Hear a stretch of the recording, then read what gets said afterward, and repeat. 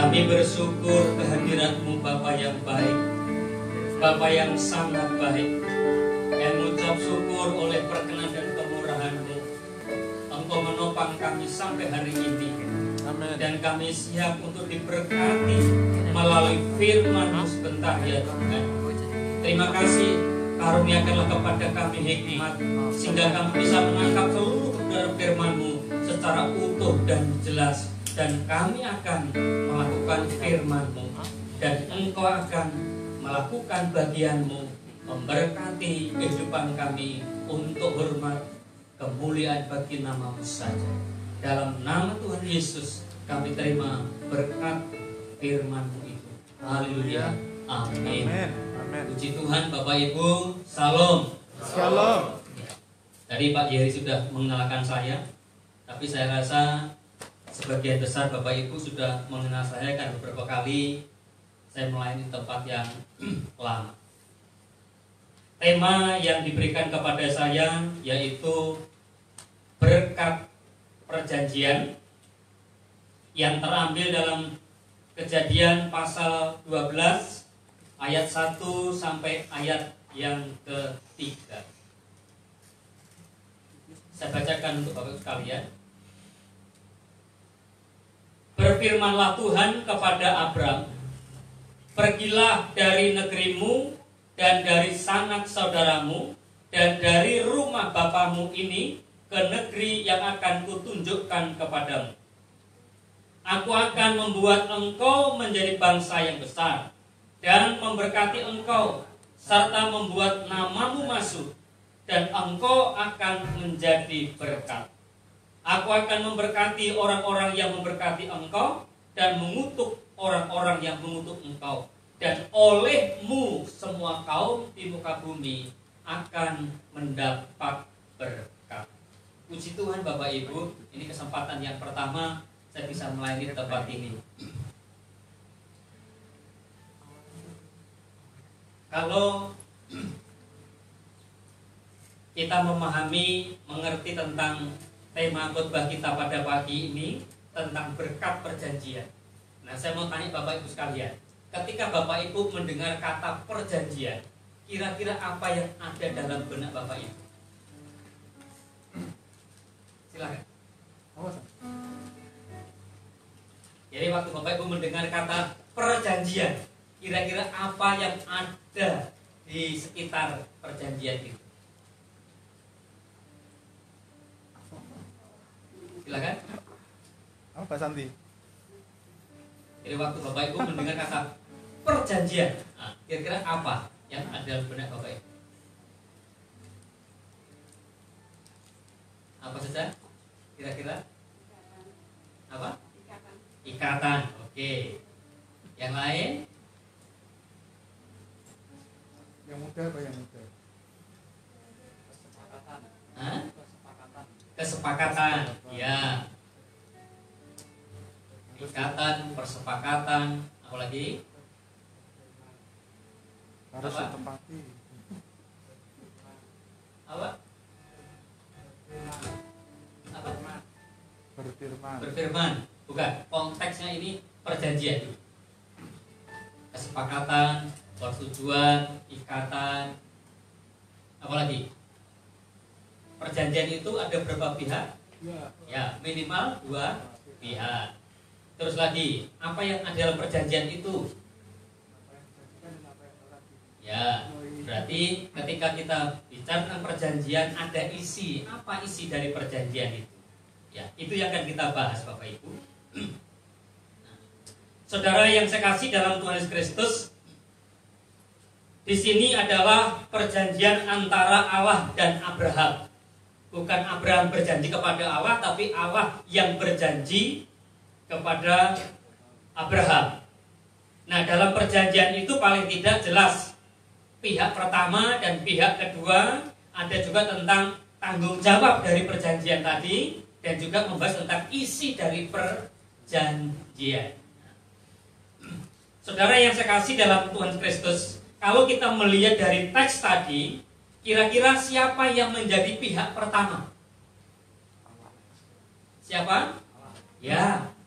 Jadi Allah adalah pihak pertama. Dialah yang mengambil inisiatif untuk mengadakan perjanjian dengan Abraham. Nah, saya akan sampaikan, saya akan jelaskan, jabarkan bagaimanakah sifat, karakter, integritas dari pihak yang pertama. Buat apa kita mengadakan perjanjian kepada orang yang integritasnya itu diragukan? Di sini saya akan memberikan 2 contoh sifat dari pihak yang pertama adalah kasih dan setia.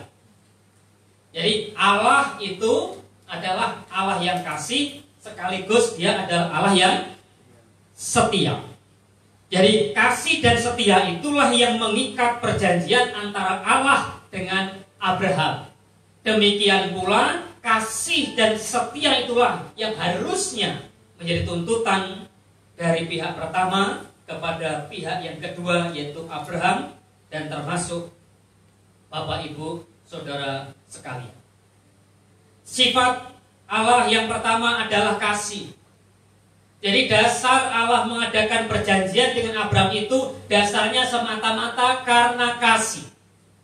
Kasih itulah yang mendorong, yang menggerakkan Allah untuk mengadakan perjanjian dengan Abraham. Kasih Allah itu pertama kali diwujudkan atau didemonstrasikan ketika Allah menciptakan langit dan bumi dan segala isinya itu. Sebelum manusia ada, sebelum kita lahir di muka bumi, Allah sudah menciptakan segala sesuatu untuk kebutuhan kita. Itu adalah perwujudan daripada kasih Allah kepada kita. Allah telah memikirkan segala sesuatu, bahkan hal yang terkecil, hal yang sepele. Kalau itu memang perlu berguna untuk kehidupan kita, Allah menyediakan. Amin. Dan Allah menyediakan itu atas dasar kasih sebelum kita lahir. Dan ketika Allah menciptakan manusia yang pertama, Adam dan Hawa, singkat cerita, faktanya mereka jatuh ke dalam dosa. Mereka gagal. Mereka melukai perasaan dari Tuhan. Tetapi ketika manusia gagal, tapi Allah tidak pernah gagal untuk mengasihi. Kasih Allah kepada manusia itu kasih yang sifatnya kekal. Katakan amin. Kasih Allah itu adalah kasih yang kekal. Karena kasih itulah yang mendorong, yang menggerakkan dia untuk mencari solusi bagaimana manusia itu bisa selesai atas masalahnya, atas kejatuhan di dalam. Bukanlah Adam dan Hawa yang mencari Allah, melainkan Allah yang mencari mereka. Allah yang mengunjungi, Allah yang berinisiatif, melawat, datang, menyapa, memulihkan Adam dan Hawa yang tunggal ke dalam dunia. Problem manusia yang terbesar, yang tidak dapat diatasi, yang tidak dapat diselesaikan oleh manusia itu adalah problem dosa. Problem yang lain kita masih mampu atasi, mampu pikul. Tapi dosa tidak seorang pun yang bisa menyelesaikan kecuali Dia yang tanpa dosa yang bisa menyelesaikan. Oleh karena kasih Allah yang begitu besar, sesuai dengan pengaturan waktu Allah, maka Allah mengutus anaknya yang tunggal ke dalam dunia menjadi solusi atas pergumulan dosa kita semua. Bapak Ibu Saudara yang dikasihi oleh Tuhan Kristus, itu nampak jelas dalam Yohanes pasal yang ketiga ayat 16 sampai ayat yang ke-17. Itu ayat yang cukup terkenal, ayat yang tidak asing untuk kita. Apa bunyinya? Ya. Karena begitu besar kasih Allah akan dunia ini, sehingga Ia mengaruniakan anaknya yang tunggal, supaya barang siapa yang percaya kepada anaknya tidak binasa, melainkan beroleh hidup yang kekal. Ayat yang ke-17, Ia mengutus anaknya bukan untuk menghakimi, tapi untuk mengasihi dan menyelamatkan. Jadi kedatangan Yesus ke dalam dunia itu adalah perwujudan kasih Allah yang sangat besar. Kalau kasih Allah itu tidak besar, terlampau besar, sangat besar, begitu besar, maka manusia itu tidak akan pernah beroleh pengampunan. Inilah yang buat kita itu timbul perasaan syukur kepada Tuhan. Dosa kita itu terlalu banyak, terlalu besar dosa kita ini. Kita telah gagal melakukan kehendak Dia. Kita telah melukai perasaan Bapa di surga. Tetapi karena kasih, maka Allah menutupi semuanya itu. Karena kasih, maka Ia tetap mengasihi kita meskipun kita telah melukai perasaan. Apa jadinya kalau Allah itu tidak mengasihi kita, maka tidak ada seorang pun yang beroleh tempat di surga. Kalau bukan karena kasih-Nya, tidak mungkin kita ada sampai hari ini. Surga itu kosong. Tetapi karena kasih, maka Allah mengampuni dosa-dosa kita, bahkan sengaja untuk tidak mengingat dosa Bapak, Ibu, dan saya. Luar biasa kasih Allah kepada kita. Allah sedemikian besar mengasihi Bapak, Ibu, dan saya, bukan atas dasar jasa yang pernah kita perbuat. Allah mengasihi kita bukan berdasarkan apa yang telah kita lakukan kepada Dia, tetapi pengampunan yang kita terima hanya semata-mata atas dasar kasih karunia Tuhan. Ketika Yesus datang ke dalam dunia, dalam seluruh hidup Yesus mendemonstrasikan tentang kasih Allah. Pengajarannya pun itu didominasi dengan pengajaran tentang kasih. Dan semua tindakan Yesus, meskipun mulut tidak mengatakan aku mengasihi, aku mengasihimu, tetapi tindakan Yesus itu sudah cukup membuktikan kalau Dia mengasihi. Sehingga kasih itu bukan sesuatu yang perlu diucapkan atau tidak harus diucapkan. Kasih itu sebuah tindakan nyata.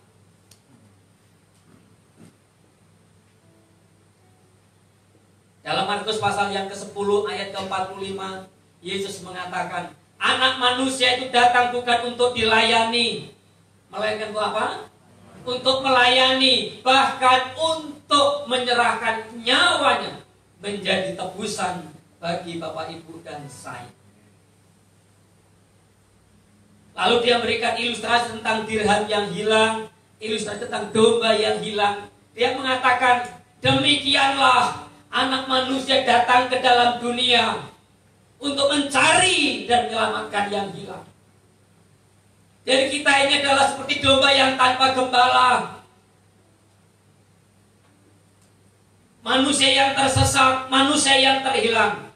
Tapi karena kasih Allah, Ia datang menjumpai kita, memeluk, merangkul, memulihkan kita, dan menerima kita kembali menjadi anak-anak. Ini hal yang luar biasa. Hal yang terus mendorong, mengubah saya untuk terus melayani Tuhan, apapun yang terjadi. Bahkan konsekuensi pun yang harus kami pikul. Saya mengatakan, Tuhan, kalau itu memang konsekuensi yang harus saya pikul, saya hadapi. Berikanlah aku kasih karunia untuk bisa menjalani panggilan. Bapak, Ibu, Saudara yang kasih oleh Tuhan Kristus, juga di dalam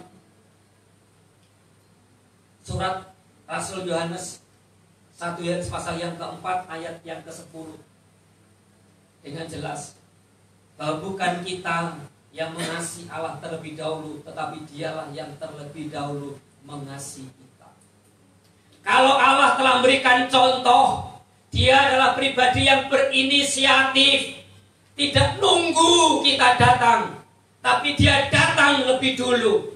Harusnya kita punya mental yang sama, punya jiwa yang sama, punya spirit yang sama. Untuk apa? Inisiatif. Ketika gereja ini perlu segala sesuatu untuk pekerjaan Tuhan, tidak perlu ada pengumuman, tidak perlu didorong, dimotivasi, lalu dirayu, dibujuk dengan firman. Tidak perlu. Orang yang dewasa, orang yang telah menyadari dosaku terlalu banyak diampuni oleh Allah. Lalu apa yang kulakukan terhadap kasih Allah itu? Maka kita akan bertindak untuk menyatakan kasih kepada Tuhan. Inisiatif. Dan ini harus menjadi gaya hidup hamba-hamba Tuhan, pelayan-pelayan Tuhan, berinisiatif. Tidak nunggu domba itu datang kepada kita, tapi kitalah yang datang kepada mereka. Karena gembala ada untuk domba, bukan domba ada untuk gembala.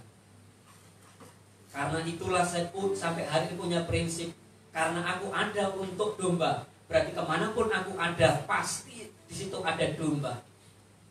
Kadang-kala ada domba yang datang sendiri, tapi ada domba yang di jurang, yang di lembah, yang tidak kelihatan mata. Saya turun mencari.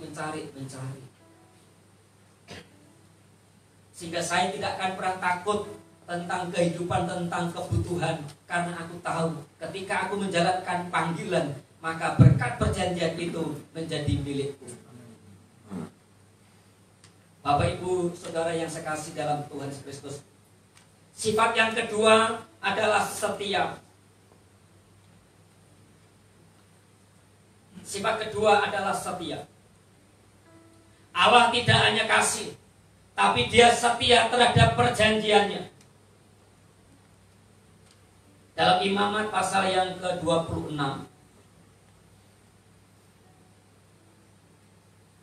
Imamat 26 ayat 42.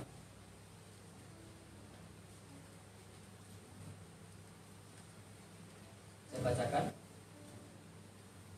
Maka aku, Tuhan, akan mengingat perjanjianku dengan Yakub, juga perjanjian dengan Ishak, dan perjanjianku dengan Abraham pun akan kuingat, dan negeri itu, tanah perjanjian yang janjikan itu akan kuingat juga. Allah itu setia, dapat dipercayai perkataannya. Allah yang sama, Allah yang berjanji, yang mengikrarkan janji berkat kepada Abraham, itulah Allah kita. Amin.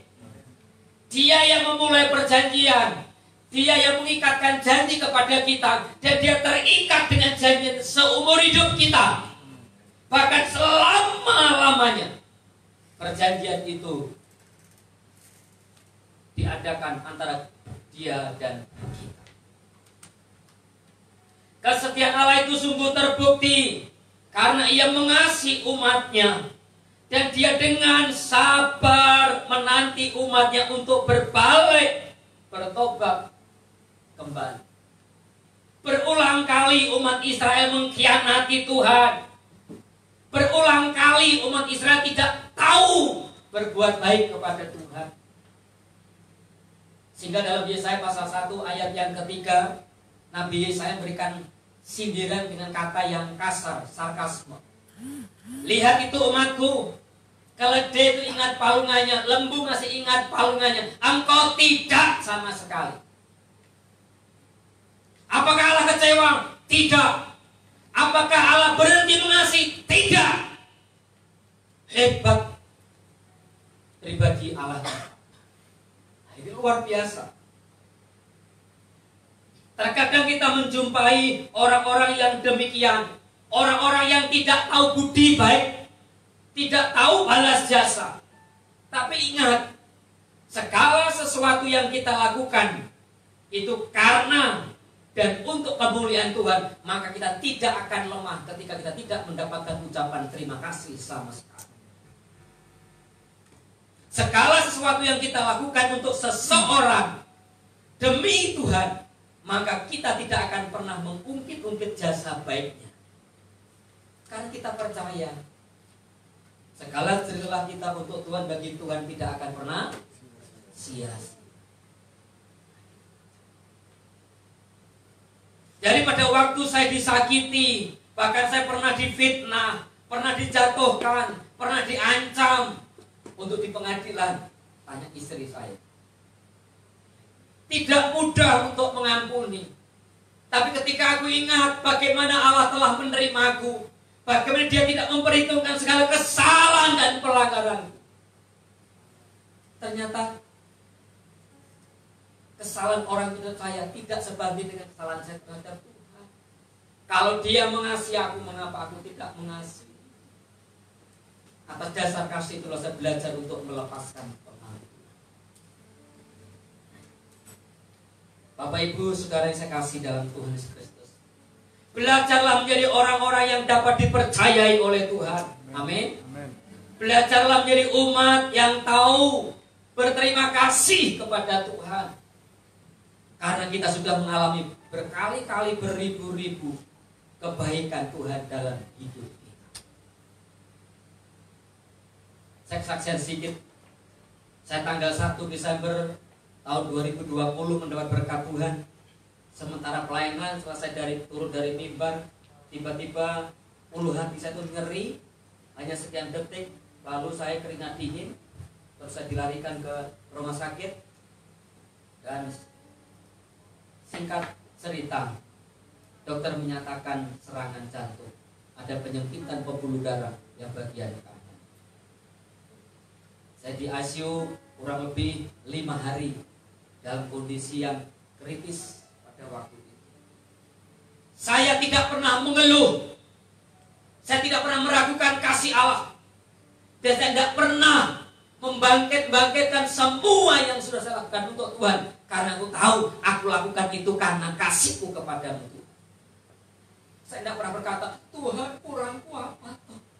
Apa saya kurang berjuang untuk? Tidak pernah. Saya mengatakan suka duka dipakainya untuk kebaikan. Saya berkata, Tuhan kalau ini baik bagiku, ajari aku sesuatu dari penyakitku. Bahkan hari ketiga setelah saya dipasang ring, datanglah seorang hamba Tuhan menjumpai saya. Dia tidak bertanya tentang siapa saya, langsung bertanya, Bapak, Anda Kalsifanus? Ya. Dia langsung khotbah setengah jam atau mungkin 2 SKS. Sudah bersyukur sama Tuhan, ya, belajar bersyukur. Dipasang ring berapa? 1. Belajar bersyukur. Nanti kalau sembuh, melayani Tuhan, komitmen untuk Tuhan. Melayani Tuhan itu tidak perlu berkhotbah seperti saya pendeta di mimbar, tidak perlu. Anda yang bersihkan kursi meja dan segala macam, sudah melayani Tuhan. Apa saya tersinggung? Saya tidak tersinggung, karena memang dia tidak tahu siapa saya. Saya tidak tersinggung. Nah, orang yang di samping saya, yang saya tahu dengan saya, dia bukan bisa merah. Bapak tidak tahu siapa dia ya. Nanti pulang dari tempat ini, komitmen baca firman Tuhan. Jangan-jangan Anda tidak pernah baca firman. Bapak Ibu Saudara yang saya kasih dalam, kalau orang mengasihi Tuhan dengan murni, dengan tulus, tidak akan pernah memperhitungkan segala sesuatu yang sudah dilakukan, karena itulah yang dilakukan oleh Tuhan. Orang yang memperhitungkan segala jerilahnya di hadapan Tuhan itu mempermalukan dirinya sendiri. Kenapa? Karena semua kebaikan yang dia lakukan itu kepada Tuhan tidak pernah akan sebanding dengan apa yang sudah Tuhan lakukan terhadap kita. Jadi orang Kristen yang tidak tahu mengerti, tidak tahu atau tidak mau tahu tentang pekerjaan Tuhan, aduh, saya tidak bisa bayangkan bagaimana perasaan kasihnya kepada Allah. Bapak Ibu Saudara yang saya kasih dalam Tuhan Kristus, kesetiaan Allah pun sampai hari ini masih terjaga integritas. Firman berkata jelas, orang Kristen akan diejek, kita akan dicemooh. Mana kata Tuhanmu itu akan datang kembali? Apa Pak? Aku pergi ke surga terus dan akan datang kembali. Orang akan ngejek. Mana katanya dia mau datang? Sampai hari ini dia tidak datang. Tampillah Rasul Petrus yang mengatakan, kalau dia Yesus Tuhan yang berjanji, aku akan datang kembali menjemput engkau, supaya dimanapun aku ada, engkau ada di sana. Itu bukan karena dia lalai terhadap janji, tapi karena Allah sabar menantikan agar tidak ada seorang pun yang binasa, melainkan beroleh hidup yang kekal. Nah, tugasnya gereja, tugas orang Kristen apa? Kabarkan Injil, beritakan Injil. Amin. Itu gereja yang memperhatikan jiwa-jiwa pasti diperhatikan oleh Allah. Anda tidak perlu berteriak ngoyo ketika Anda memperhatikan pekerjaan Allah penuaian jiwa-jiwa. Pasti berkat Allah itu akan mengalir. Karena itu kehendak Allah. Dan orang yang menjalankan kehendak Allah pasti dibekali dengan berkat-berkat Tuhan. Agar apa? Agar efektif. Nah, sekarang kita lihat pihak kedua. Bapak Ibu dan saya akan malu lihat pihak kedua. Siapa pihak kedua itu? Abraham. Untuk sekarang siapa itu? Kita. Jadi waktu saya dengar firman Allah ini, saya pelajari berhari-hari untuk menyampaikan firman tempat ini. Saya malu, seperti tampar muka saya. Ini loh keadaanmu yang sesungguhnya. Setelah tahu pribadi Allah yang kasih dan setia, baru kita akan lihat kasih kita kepada Tuhan. Kita perlu jujur Bapak Ibu. Terkadang bahkan seringkali kasih kita kepada Tuhan itu pura-pura. Kita giat getol melakukan ini supaya Tuhan lakukan itu. Artinya apa? Segala sesuatu yang kita lakukan itu hanya pancingan semata-mata. Pura-pura ajar. Iya kan? Malu, waduh. Seringkali kita masih pura-pura. Kita sibuk dalam pekerjaan Tuhan, baik tangan, baik kaki, baik keuangan, baik fasilitas. Dan pertanyaan kita, apakah itu kita lakukan atas dasar kasih kita kepada Tuhan, atau karena supaya Tuhan melakukan itu. Sehingga Paulus mengatakan demikian, seandainya aku menyerahkan tubuhku untuk dibakar sekalipun, jikalau itu tidak ada kasih, tidak digerakkan karena kasih, maka tiada faedah bagiku. Bukan sekedar ucapan yang keluar dari bibir, namun lain di dalam hati. Nah coba, apakah yang ucapan bibir kita cocok dengan hati kita? Bapak Ibu jawab dan introspeksi jawaban. Di hadapan manusia, oleh kau bersandiwara, tapi jangan kepada Tuhan. Dalam Yohanes pasal yang kedua ayat 23, 24, 25. Tuhan itu tidak perlu kesaksian dari siapapun, tidak perlu info dari malaikat. Dia tahu siapa yang sungguh-sungguh memihak dia dan yang tidak. Siapa yang sungguh-sungguh mengasihi dengan yang tidak, Tuhan tahu. Sehingga kita perlu berhenti dari kepura-puraan untuk mengasihi. Mengapa kadang-kala orang itu dulu pertama berapi-api untuk Tuhan, lalu nyengkleh, orang Jawa bilang, kendor, patah semangat, mutung, lalu sudah mulai menghitung. Itu dulu gereja kalau nggak ada saya kepanasan. Itu gereja kalau nggak ada saya nggak bisa bangun. Orang demikian itu orang yang lupa tentang kasih Allah yang begitu besar.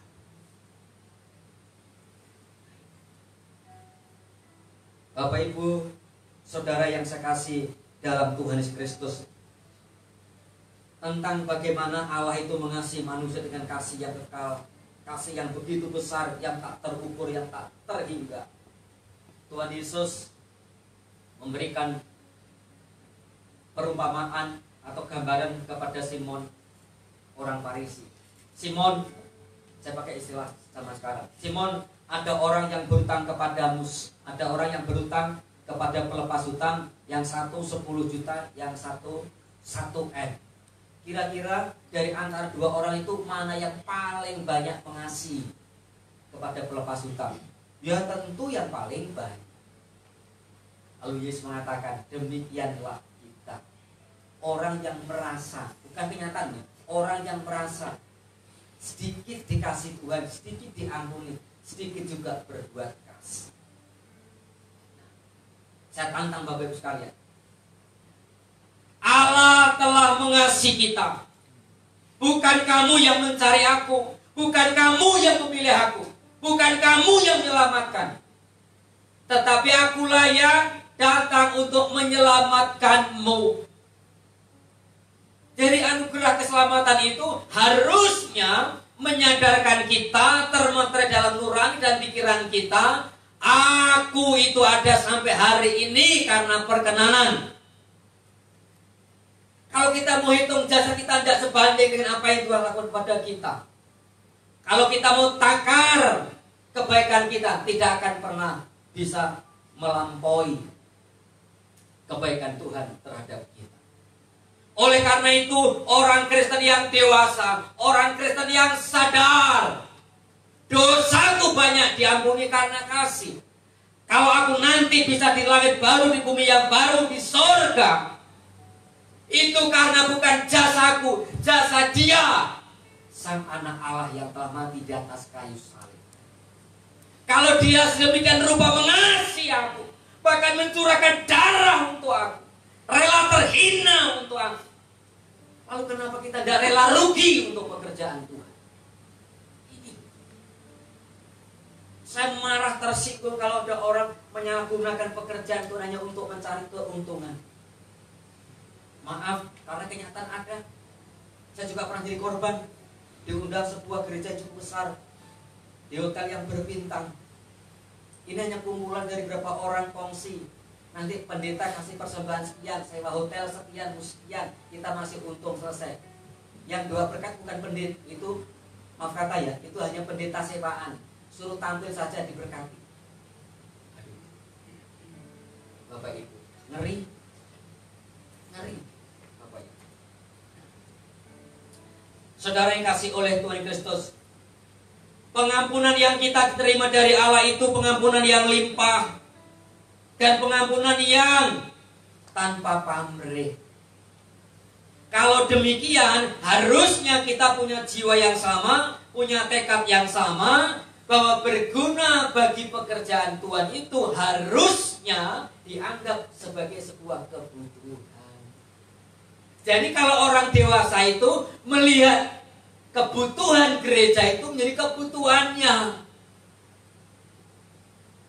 Jangan waktu susah matanya terbuka mengharapkan kasih karunia Tuhan, minta hamba Tuhan siang malam mendoakan doa syafaat dan yang lainnya. Tapi pada waktu pekerjaan Tuhan butuh sesuatu, dia merem, melek sedikit, merem, melek. Saya prihatin. Bahkan saya prihatin kalau lihat orang Kristen tidak menyadari kasih Allah yang begitu besar, tangannya gegem, tidak pernah mekar. Lah kok enak men? Kok enak men? Wah, nyambut gawe. Jungkir balik terus siang dan malam macam-macam. Ya itulah orang yang krisis kasih, orang yang tidak menyadari betapa besar kasih dan anugerah Tuhan kepada kita. Sifat yang kedua dari kita adalah setia. Apakah kita sudah setia? Dalam Yakobus pasal yang keempat, ayat yang keempat, kata firman, hai kamu orang-orang yang tidak setia. Kata tidak setia diterjemahkan dari bahasa aslinya, kata moikos, itu hanya berzina. Kalau umat Israel pada waktu itu dimurnikan kasihnya, cintanya kepada Yahweh melalui komitmennya untuk tidak mengikuti Allah-Allah lain. Jadi orang Israel itu dianggap berkhianat kepada Tuhan, tidak setia kepada Tuhan ketika mereka menyembah Baal. Umat perjanjian baru, gereja pertama kali dimurnikan bukan lewat itu, lewat aniaya. Firman berkata jelas, beritakanlah Injil, mulai Yerusalem, Yudea, Samaria sampai ujung bumi. Mereka hanya puas ada di Yerusalem. Kenapa? Segala sesuatunya sudah terpenuhi.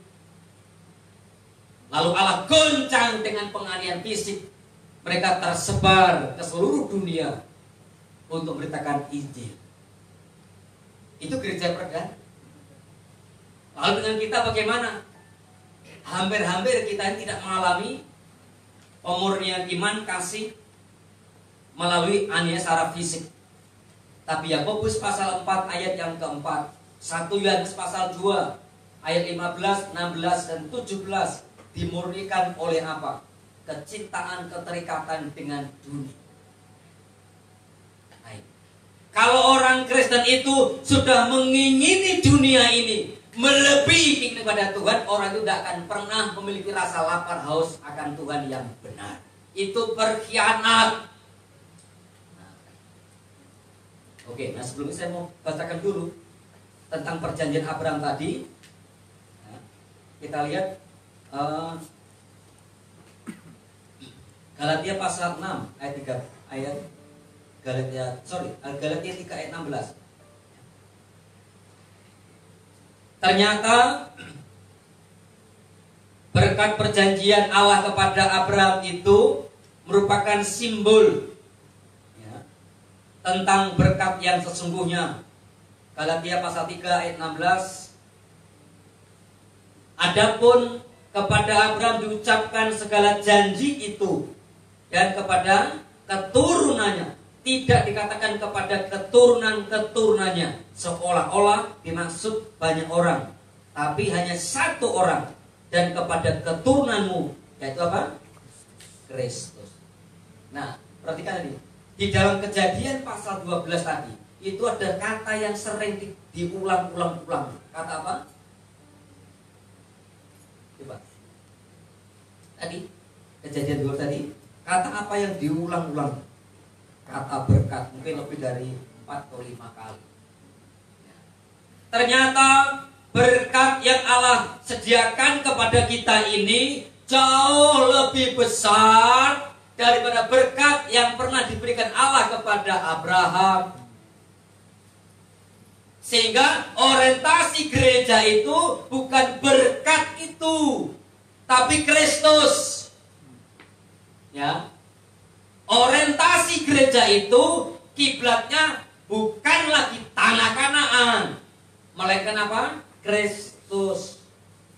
Orientasi gereja itu haruslah membawa masing-masing jiwa itu serupa dengan Kristus. Nah, soal penghidupan tidak usah diragukan. Kenapa? Itu sudah include, gitu loh. Jadi kalau gereja itu pemikirannya masih dalam bingkainya orang Yahudi atau orang PL, ya maaf, itu bukan gereja. Gereja itu bingkainya bukan lagi Israel, bukan perjanjian lama, melainkan perjanjian baru. Hukum kita bukan hukum Taurat, melainkan hukum kasih karunia, membawa kita kepada Kristus. Matius pasal 5 ayat 48, kata firman, hendaklah kamu sempurna sama seperti Bapamu. Bisa enggak? Mustahil.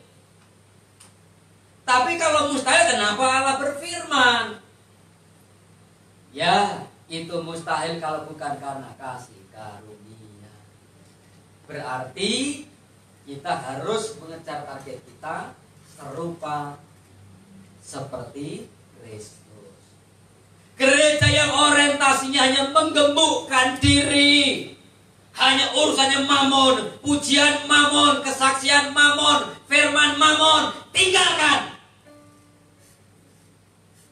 Itu salah arah. Bukan berarti Allah tidak memperhatikan kebutuhan, bukan. Dalam Matius pasal yang ke-6 sudah dijelaskan terutama ayat yang ke-8 sampai nanti 25 sampai 34. Bapamu tahu kamu memerlukan semuanya itu. Tapi kalau kamu itu hanya mencari itu, maka kamu seperti orang-orang yang tidak mengenal Allah. Tapi kalau kamu mengenal Allah, mencari perkenanan kepada Allah, maka itu akan menyertai.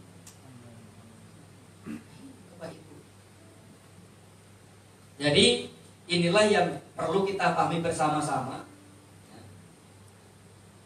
bahwa Tuhan menuntut kita menjadi orang yang setia terhadap perjanjian. Setia terhadap perjanjian Tuhan. Saudara yang saya kasih dalam Tuhan Yesus Kristus, tadi saya singgung dalam 1 Yohanes pasal yang kedua ayat 15 sampai ayat yang ke-17 itu. Pengaruh dunia itu makin hari makin kuat, makin hari makin mencengkeram. Kalau gereja tidak mampu melepaskan diri dari kecintaan akan dunia ini, dia pasti akan binasa. Ini penting Bapak Ibu. Jadi kalau umat PL itu dikatakan murtad ketika mereka itu tetap ikut Yahweh, tapi ketika mereka itu separuh hatinya juga terlekat kepada Mamon, berhala. Nah, sama dengan gereja perjanjian baru, gereja masa kini.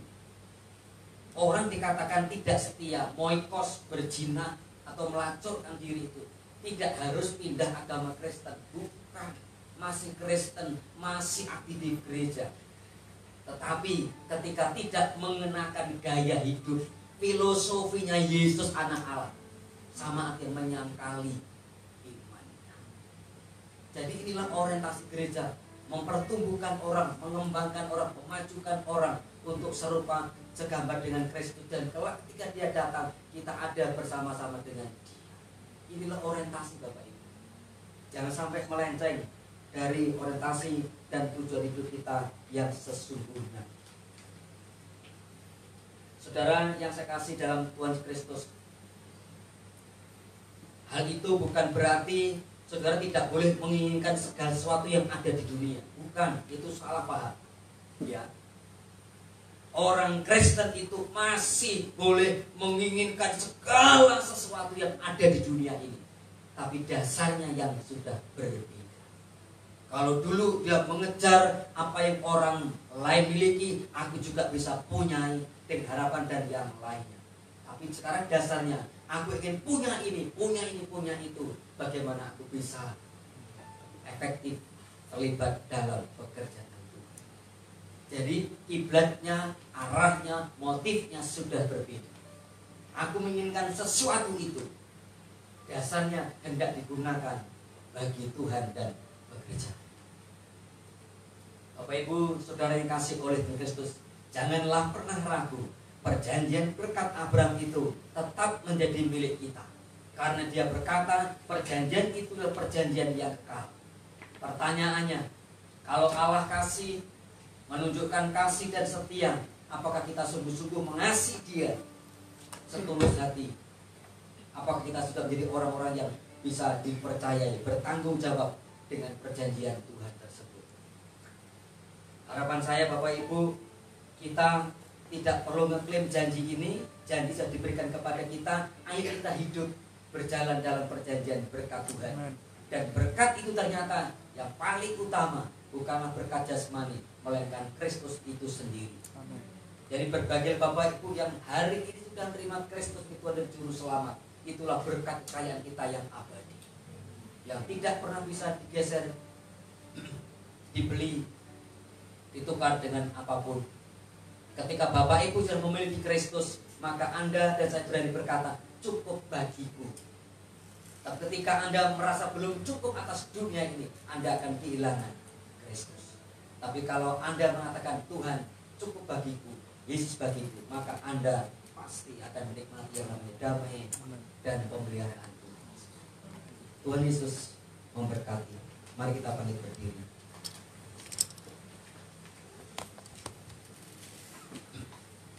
Kita angkat pujian. Mengasihi, mengasihi, lebih sungguh mengasihi.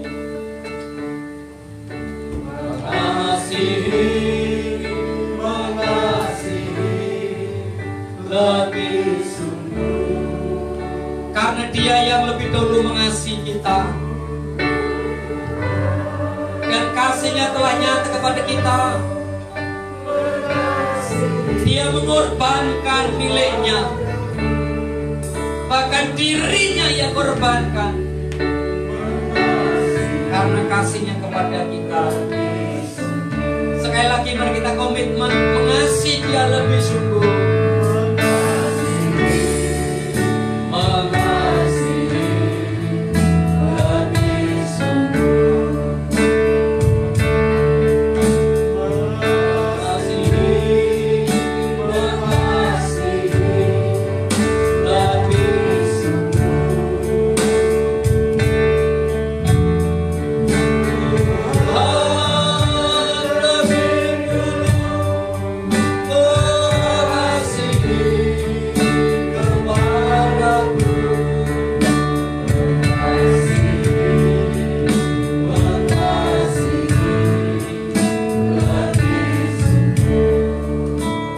Kepada Allah bukan sekedar diucapkan, diikrarkan, tapi kasih itu sebuah tindakan.